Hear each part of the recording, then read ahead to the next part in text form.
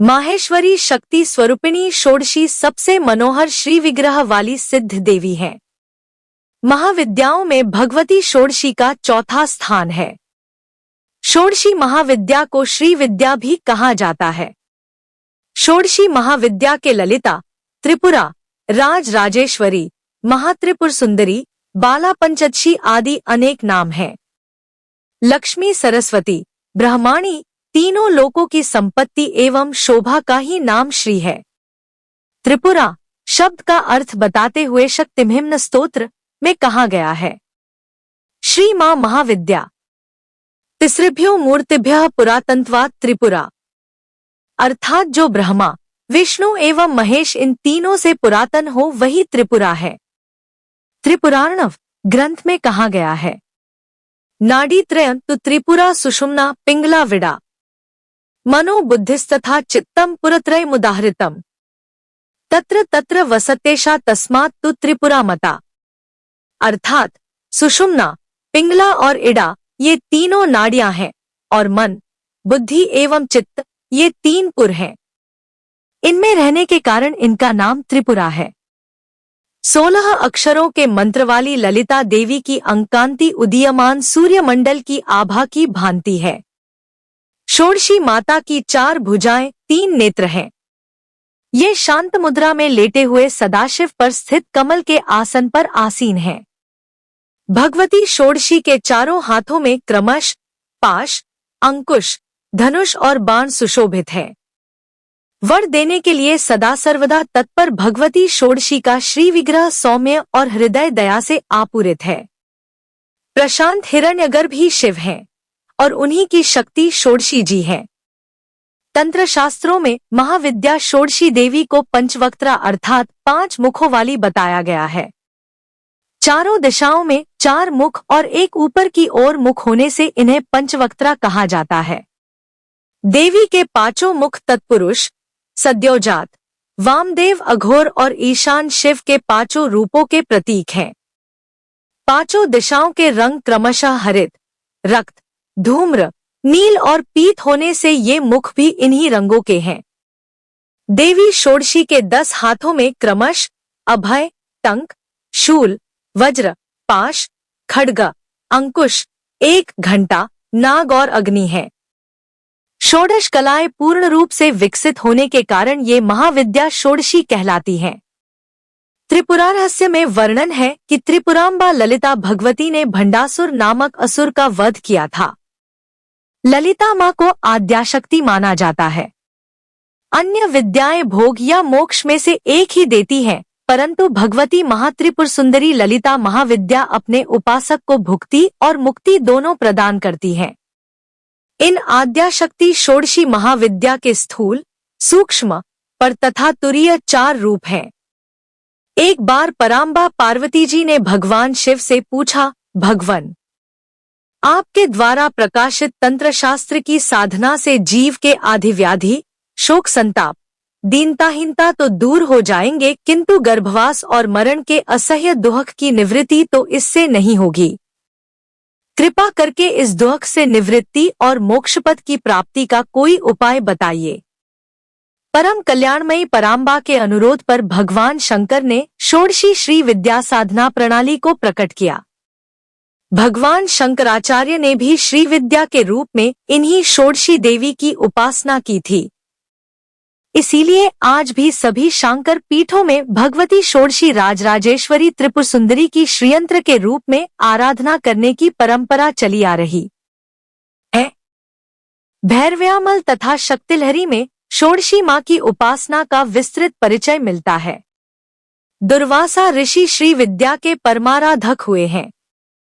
षोडशी महाविद्या की उपासना श्री चक्र में होती है। श्रीयंत्र को यंत्रराज की संज्ञा दी गई है। इसमें 10 महाविद्याओं का अर्चन संपन्न हो जाता है।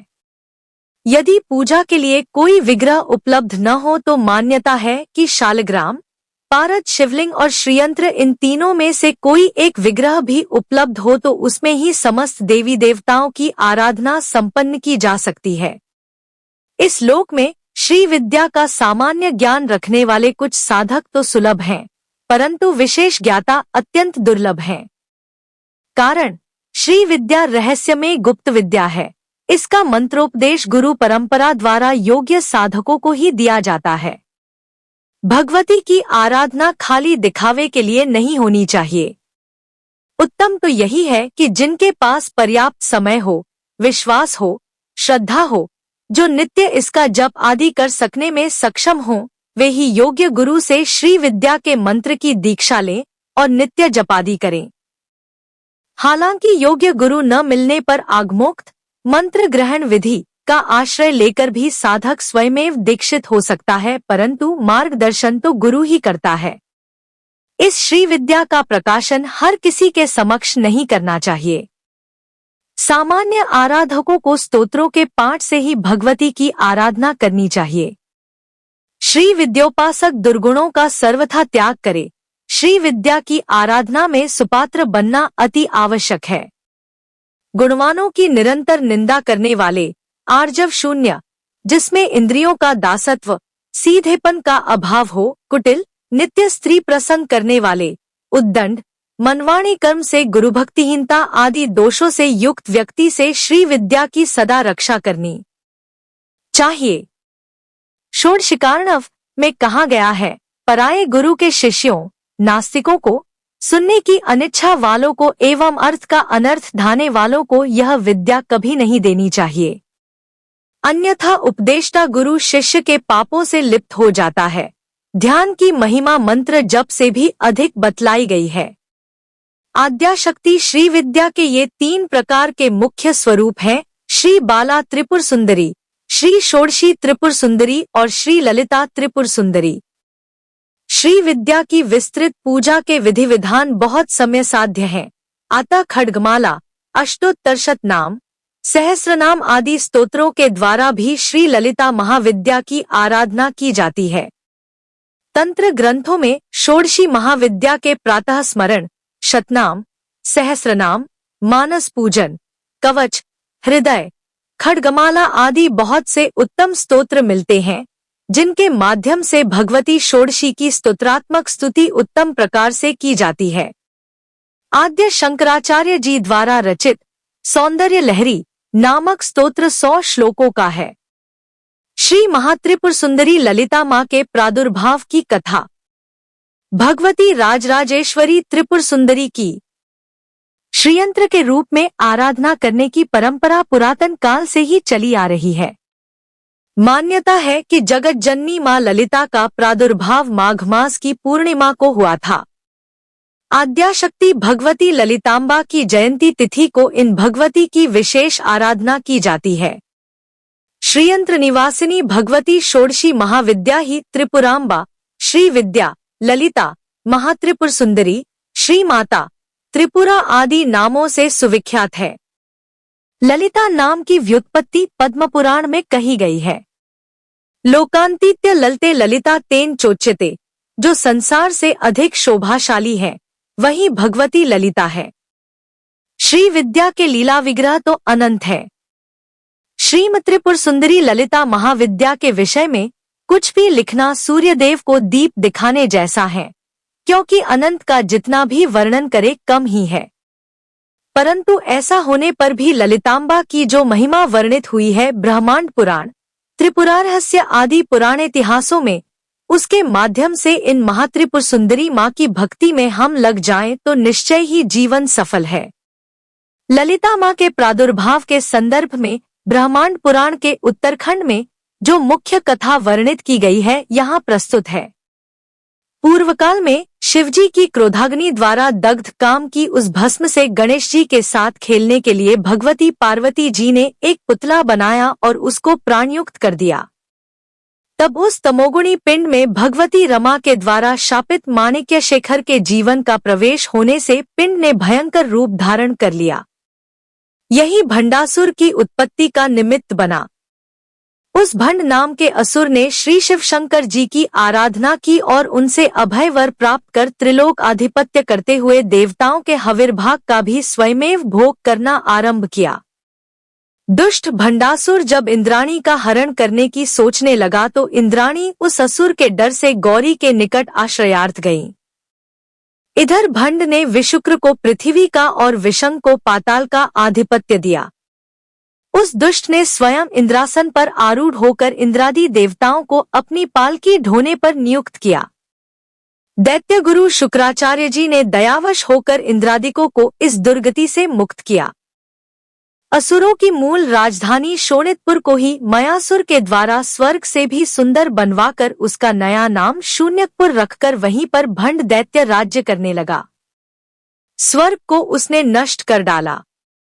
दिक्पालों के स्थान में अपने बनाए हुए दैत्यों को ही उसने बैठाया। इस प्रकार 105 ब्रह्मांडों पर उसने आक्रमण किया और उनको अपने अधिकार में कर लिया। अनंतर भंड दैत्य ने फिर घोर तपस्या कर शिवजी से अमरत्व का वरदान पाया।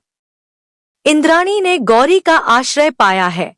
यह सुनकर दुष्ट भंडासुर दैत्य सेना के साथ कैलाश गया और गणेश जी की भर्त्सना कर उनसे इंद्राणी को अपने लिए मांगने लगा।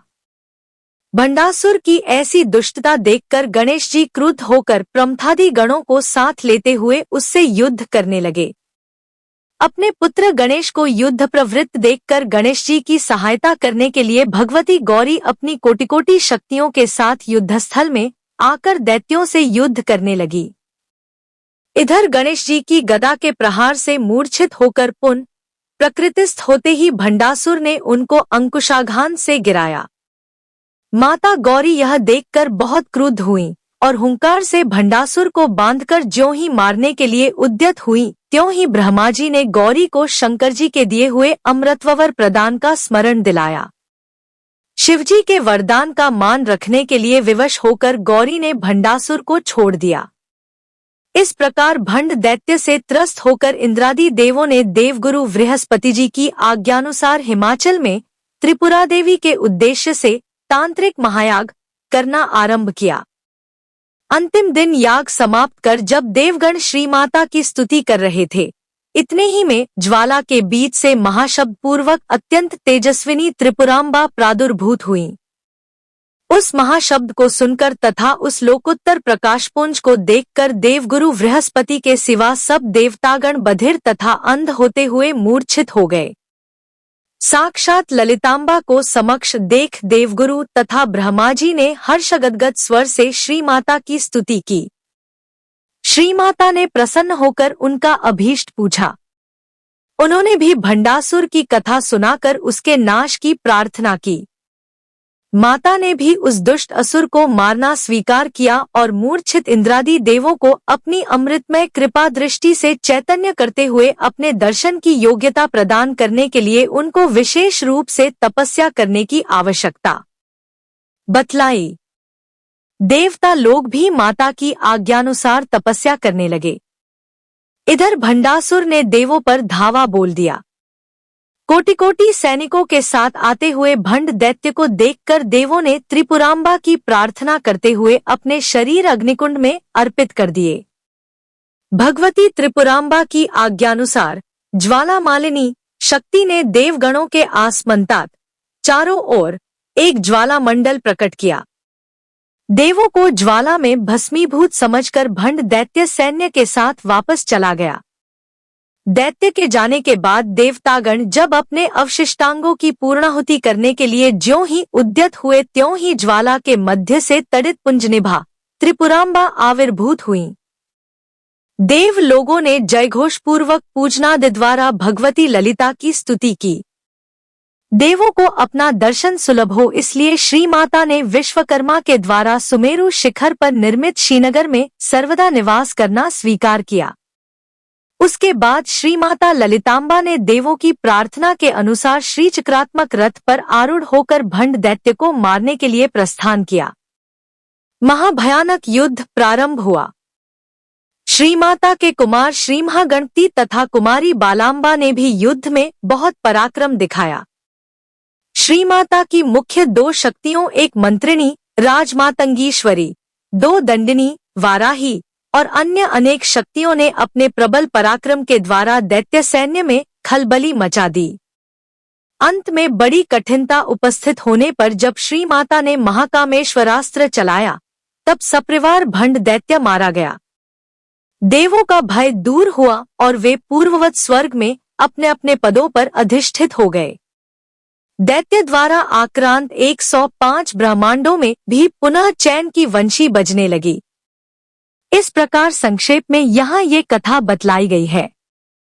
विस्तृत विवरण के लिए विशेष जिज्ञासुओं को त्रिपुरारहस्य का महात्म्य खंड देखना चाहिए। तंत्र ग्रंथों में ललिता भगवती के प्रातः स्मरण, अष्टक, कवच, हृदय, खड्गमाला आदि शतनाम, सहस्रनाम, मानस पूजा और भी बहुत से उत्तम स्तोत्र मिलते हैं, जिनके माध्यम से भगवती त्रिपुर सुंदरी की स्तोत्रात्मक स्तुति उत्तम प्रकार से की जाती है। त्रिपुर सुंदरी की साधना तथा मंत्र जाप जिस घर में होता है वह घर सभी दृष्टियों से पूर्ण होता है। ऐसे घर में स्वयं मां अपने साधकों की भौतिक तथा आध्यात्मिक इच्छाओं की पूर्ति के लिए तत्पर रहती हैं। आद्याशक्ति भगवती षोडशी महाविद्या की जयंती तिथि माघ मास की पूर्णिमा तिथि को जगत जननी ललिता माता की विशेष आराधना की जाती है। भगवती षोडशी महात्रिपुर सुंदरी के श्री चरणों में हमारा अनंत बार प्रणाम है।